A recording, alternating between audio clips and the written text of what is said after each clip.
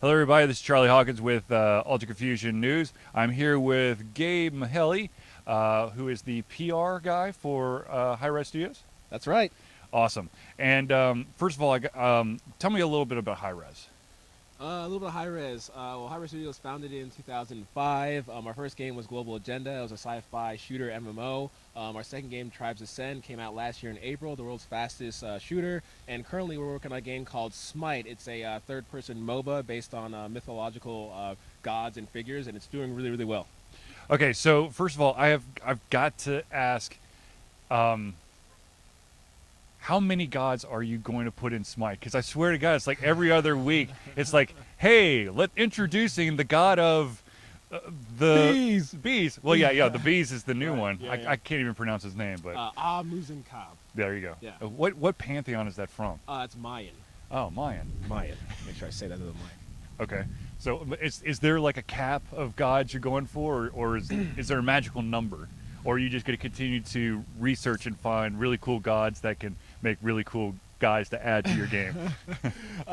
It's probably, and this is just me speaking. Again, the dev team and the guys in management might have their own sort of roadmap, but essentially, we initially said we wanted to have, okay, we're going to have 30 gods at launch, and then, we kind of hit 30, but we weren't ready to come out with the game yet. They're like, all right, we're going to have 40 gods at launch, and then we hit 40, and we're like, okay, well, we still kind of want to polish this game up. So now it's kind of more of a, we're going to launch the game when we feel that it's fully developed and polished, which we don't have a current date for launch right now. A lot of people keep asking. Yes, it is still in current. It still is in open beta. You don't need a beta key to play. It's not fully released yet. We don't have a release date, so I'll go ahead and say that for all the people who might be saying in the comments or wherever this gets posted, when's the game coming out. But yeah, for us, it's more of like it'll be ready when it's ready. Okay. We just want to make sure it has that AAA mark of quality on it that we want it to have. Okay. My next question is, every single one of your games has been kind of this like multiplayer online type of thing. I mean, is that really just the philosophy behind Hi-Rez is just to try to get games out to the masses in a, like either, well, you've got MOBA and you also have a shooter. You got two shooters. One of them is way too fast for me. I tried to play Tribe several times, and I got to admit that when I finally lined up the shot, I was dead. Oh no! It's like, oh, I finally got it. And it's like, wait, here he is. Oh no! So I just started trying going for the flag, but that didn't work out either. Yeah, I almost exclusively play Technician in Tribes. Like sometimes I'll go like Combat Technician and I'll try to fly across the map. But I found that the Technician role gives me a little bit of a defense, but still some action. But yes, Tribes is insanely fast. Yes. Now I don't know if you could comment about this or not, but there was this nasty rumor that y'all are thinking about kind of shelving Tribes.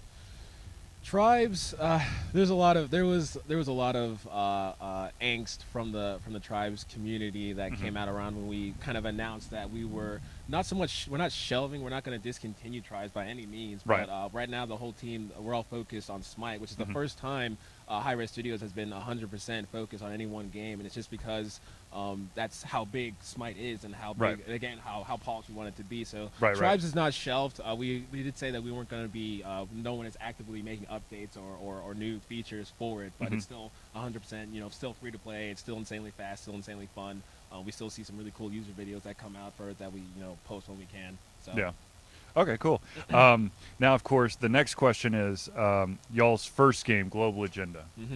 Is there a follow-up in the works? Because I'm going to be honest with you, when Global Agenda first came out, you had that tutorial, the opening tutorial that had story, and then you got dumped into basically this main hub where the story stopped, and you just basically went on these like co-op random missions. And if you were lucky enough to join, I guess the guild, the agenda, I guess is what was the company called?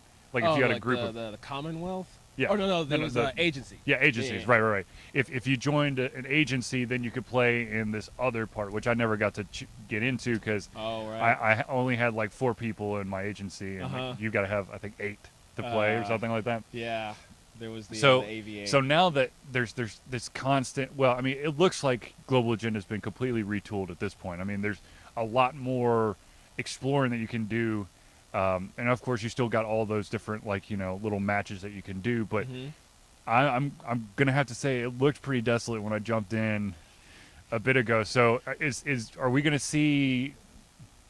Is there going to be a new global agenda that kind of takes all of what was right and what was wrong and kind of pump it up for the upcoming gamers, or what we got?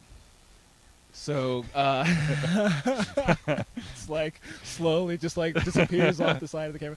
No, so our CEO Erez Gorin, he did say on the forums that he did want to do Global Agenda 2 at some point. So it's been announced. Right. So definitely the players know Mm-hmm. that it's on our minds and that we want to do. We haven't said when exactly development on that's going to start, but. In the post that Erez made, he did say that he wanted to focus more on like the PvP aspect of it, which Mm-hmm. was where everyone was having the most fun. Right. So I would definitely say yes. Eventually there will be a sequel, and it will be amazing and awesome. And just because the way that things have worked is that when you look at GA. That was kind of like a trial, sort of like a crucible, if you will, Mm-hmm. for the dev team. Mm-hmm. And we learned some things. We learned how to do things better. With Tribe, same thing. We learned some more things, and I think that's partly definitely a testament to why Smite is as good as it is, because the team's been learning and Right. perfecting their art over time. So when GA2 does come out, yeah, it's going to be way better than GA1 was. It'll be better Mm-hmm. than our previous games, just because we're going to have so much more to add to it. Mm-hmm. And to make it that much better, essentially. Cool. I have just a couple more questions for you. First off, and I don't foresee this changing in the near future, but Hi-Rez is basically is not it. They are a PC game company. Mm-hmm. Is there any talk about expanding into the continuing blossoming like tablet communities, or as there's more platforms coming out, like Android platforms or Mm-hmm. iOS platforms? Is there any talk about possibly including maybe even just like a companion to some of the games? Right now, the team's 100% focused on PC. So That's what I we figured. get requests like that all the time. The most popular one is Mac. Is can you play Smite on a Macintosh? And the answer is, you can boot camp, like you can Right. partition Right. some of your hard drive for Windows. Yes, you Right. can. But right now, Hi-Rez Studios, we're it's an indie company. We're Right. pretty small for the amount of content that the team makes. So yeah, we would love to. I think obviously you can play Smite with an Xbox controller. Yeah. It's not optimized, but like it's possible, because Right. for a while we were thinking of doing Smite on console, Mhm. but it turned out that it was just better for us to stick to PC, and I think that's that's the right way to do it. Make something that's polished 100%, and then you can kind of branch out afterwards. But for now, nothing that I know of in the foreseeable future. Who knows? I mean, Right, things right. happened pretty dynamic in the office, so Right. we'll see. Okay, my final question for you. With the success that you've seen with the Smite tournament at PAX, and then again with the success of the Smite little exhibition at Siege this year, Yes. are we going to see more like eSports competitive tournaments for Smite popping up at a faster rate?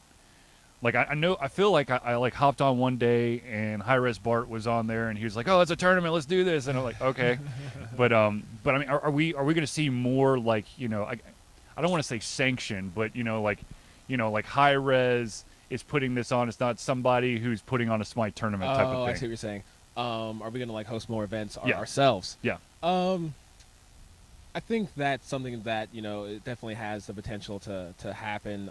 At this moment, I can't say that yes, there is something like coming up, but I Right. do know Siege, the Smite Challenge for Charity, which was the local event, Right. was our first take on a local exhibition or Mhm. esports competitive sort of a show here in Atlanta. Mhm. And of course that was 100% hosted by us. We had all sorts of great people come down to help us. The Creatures, Yeah. thank you for coming down. Yep. They definitely helped us make that much of a bigger event. We had Team Dignitas, we had Team Denial come down here, all great guys that we Mhm. we take with us to place after place, because they're so good at showing off the game Right. and just being awesome people. Right. So I think we're starting to get that stride where we have a core group Mhm. of players, of shoutcasters, of influencers who enjoy the game, that we can start to do more events with just on our own. So Right, it's definitely right. something that we're kind of building up to. So, Right. Yes. Cool. Okay. Well, I actually have one side question. I don't know if you can answer this or not, but Okay. how much time does any of your announcers spend on trying to like nail down all of the quick talk that they're screaming over the entire match. Because I swear to God, I can't process stuff as fast as Bart is going through those games. So Yeah. I mean, is he like just constantly just locked in a room, just watching this over and over again, trying to memorize everything, or how is this done? That's just him as a person. Like he, from what I understand, like him and his brother used to do like auctioneering a little bit, okay. and plus he's just a huge gamer. So he grew up playing like Tribes and Unreal and a bunch of other things, and he just would watch other casters. So that's just him. Like, Okay. That's why, So All right. Well, cool. Thank you again for taking time out of your schedule to do this interview. This, of course, is Gabe Mughelli from Hi-Rez Studios. Hopefully, we'll get to we'll do some follow-up interviews, hopefully with you guys, and then, of course, some with, of course, other local Atlanta companies. But for myself, Charlie, and Gabe, thank you for tuning in, and hopefully this video will be posted up very soon. see you guys.